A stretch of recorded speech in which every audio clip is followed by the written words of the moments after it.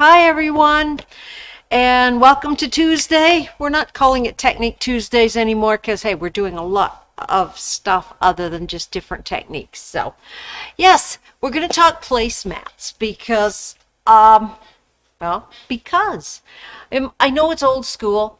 I know it's one of those like, people don't care, but I don't like eating off of a bare table.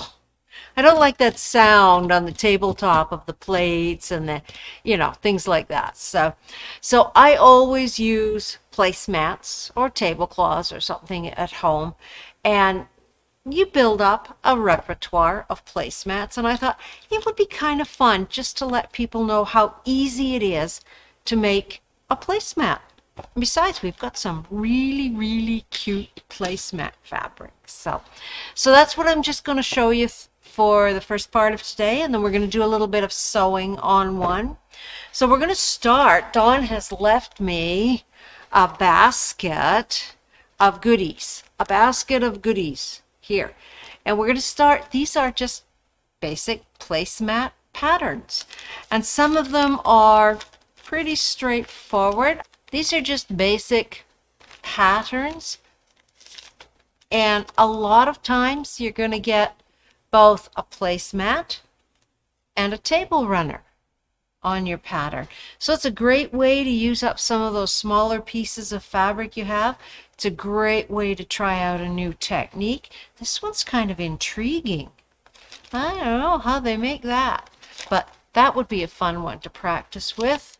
We've got, this isn't exactly a placemat. I just go through the store, before we get started here. I grab interesting things.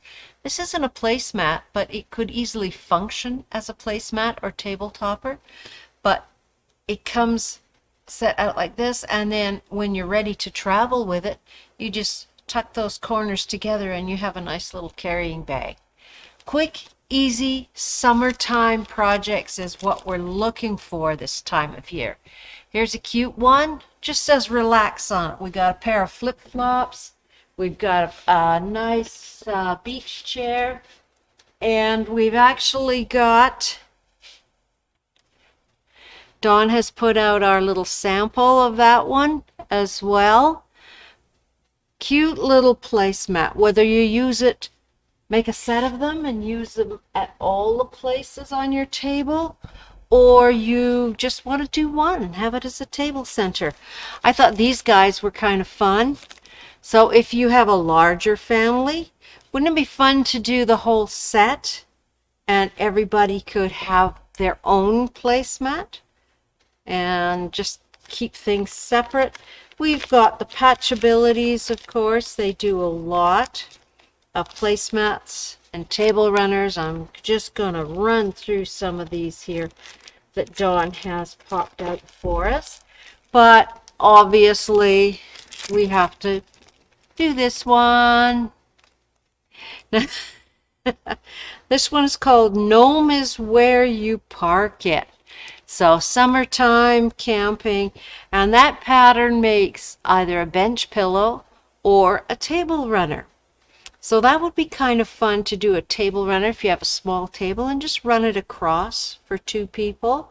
Or you could break that down and just do a portion of it as a placemat. Oh, so cute. So lots of choices when it comes to patterns for placemats. Then we have things like this. This is a kit that Dawn has created for us. Move that over. Hold it really close. And basically what that is just really interesting fabric that you quilt. We've got the batting is included in your kit, the backing, and it makes 4 placemats. So you can quilt it and then do your binding in that cute red check fabric. So that is one of my favorite ways of creating a placemat, is just find a piece of fabric that you love You don't want to cut it up too small, make a quilt, but because you just want to look at it. So cut yourself a placemat sized piece of the fabric and go to town with your quilting. That way you get to enjoy it. You get to enjoy it over and over again, and you don't have to buy like miles of fabric and then have it sit on the shelf and you go, it's so beautiful, I don't want to cut it up. So that is obviously the easiest way to do a placemat. Actually, it's the second easiest way, because there is one easier way, and that is a pre-printed placemat panel. So I've got a couple here. This is one. We're actually going to do a bit of quilting on this today. So this is our fresh picked blueberries, homegrown strawberries.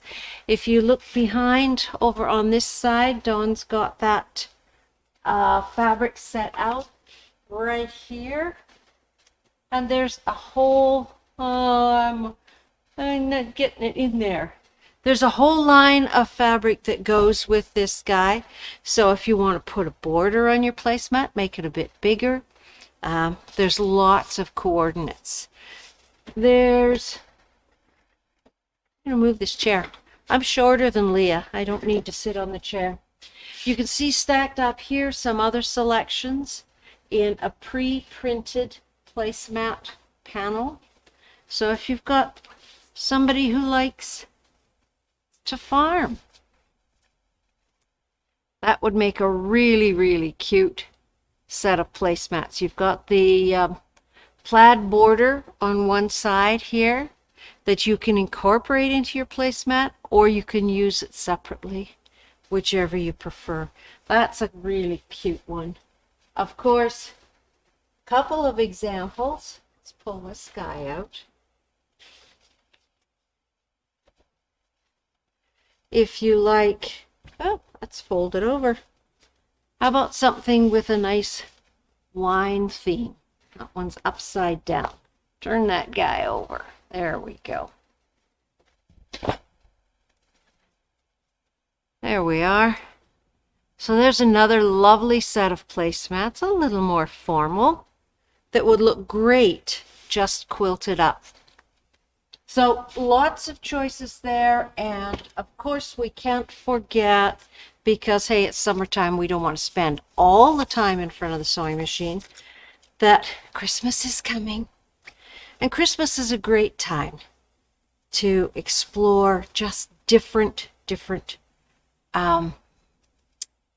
ways of decorating our homes. So this is a new line. It's going really fast. So cute. These guys, I think, are going to make a little bit smaller placemat, but you can certainly trim around it with one of the colors in there. And you've got 1, 2, 3, 4, 5, 6 little blocks there to make 6 Christmas placemats. Would make a lovely gift on that one.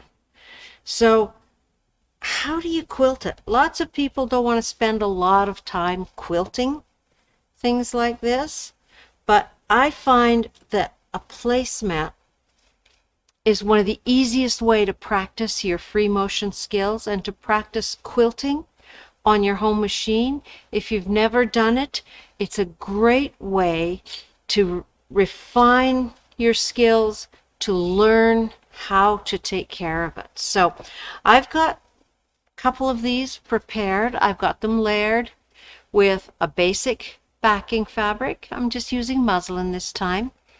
And I like to use a polyester batting in placemats. It tends to be a little more stable because these are going to be in the wash, in the dryer, back on the table, in the washing machine, back in the dryer. So I like the stability of a good polyester batting for placemats. All right, let's get this machine set up. Come on, there it goes. So I wanted to show you first off that you don't have to work free motion. If free motion totally terrifies you, you could come and talk to me first. I can unterrify you. But you can quilt something as small as a placemat without resorting to free motion. So I'm going to leave the machine initially just in straight stitching mode. And we'll get started on this little strawberry placemat.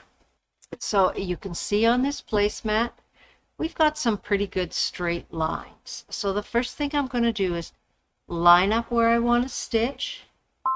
I'm going to use a slightly longer stitch because we don't want it to be too tight. And I can just carry on, follow that black line, and remember this is a floor machine to turn the speed up because otherwise we'll be here till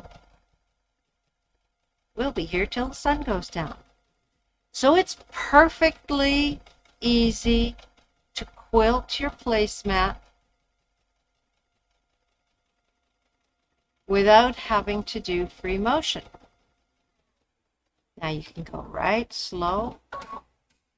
And I'm using about 1/4 of an inch away from this black line as my guide. And you need to practice with your machine until you can just... So now I have a circle. Circles are always easier to do if you go slowly and don't use too long a stitch.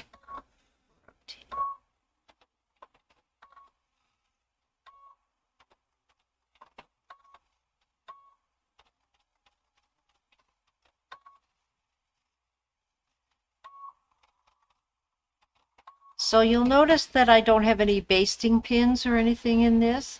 The batting that I used is fusible polyester. So it is fused to my backing fabric and it just keeps it in position. It's not a really tight glue on there. You can move it, you can peel it off if you need to. There we go. So this is working really well at stabilizing this placemat. Smooth it out nicely. Placemats are fun to quilt because you can quilt as little or as much as you like. They're one place where the more you quilt it, the flatter it's going to lie on your table. I'm just going to use the reverse so that I can tack those threads down because this is going to get a lot of use. I'm just going to overstitch for the first part. I will use the thread cutter. So I can carry on and stitch around all of these images just using my standard presser foot on this. But I think what I'm going to do is switch to free motion because why not? Because we can. Because it tends to, there, I know where it is, tends to give you a little more flexibility when you're going around items. And if you're thinking of doing something like this for gifts, you want to be able to show off some of your skills as well. Just switching to the free motion foot on this. This is the Brother, what did I pull? The 3050. Very similar to the one I have at home, which is an older 2400. So I have my little darning foot or free motion foot. I'm going to set it in free motion right there, and I'm ready to go. So the nice thing with placemats, if you want to practice your free motion, it's not too big. It fits beautifully under most machines. So we stop, we think, what am I going to outline? And I think I'm going to start right about here, and I'm going to outline these letters. And I'm just using the foot pedal the way I normally would. It's a great way to practice your free motion skills because you've got something to follow. It's like stitching a pattern. A lot of times when you're outlining things, it helps if you think in terms of quilting the background and not the item, not the image. And of course the key is to keep a nice even speed with your hands, an even speed with your needle. Back to the beginning. So that's the words on homegrown, completely stitched around. I'm liking how that's feeling. Now I can continue on and outline my strawberries. And this is where you can make decisions as a quilter, how densely you want things quilted. I could carry on and quilt very densely in the whole background, or I could just leave it and let it be. And I'm going to go loosely around this.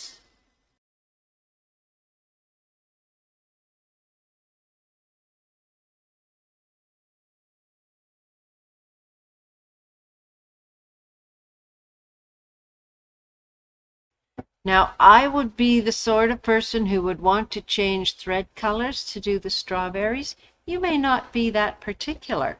You may say, no, white thread is good enough. But I would be also the sort of person who would want a little bit of something in the background just to hold it flat. So this is where some of those basic quilting designs come into play. Just a few loops. Now I can go over here and outline flowers.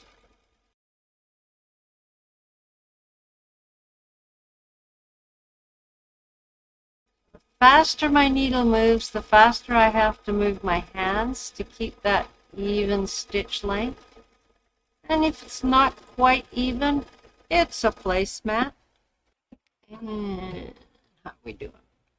Hearing some unusual sounds, so I have a feeling my bobbin thread could be running out, which means it's a good time to stop.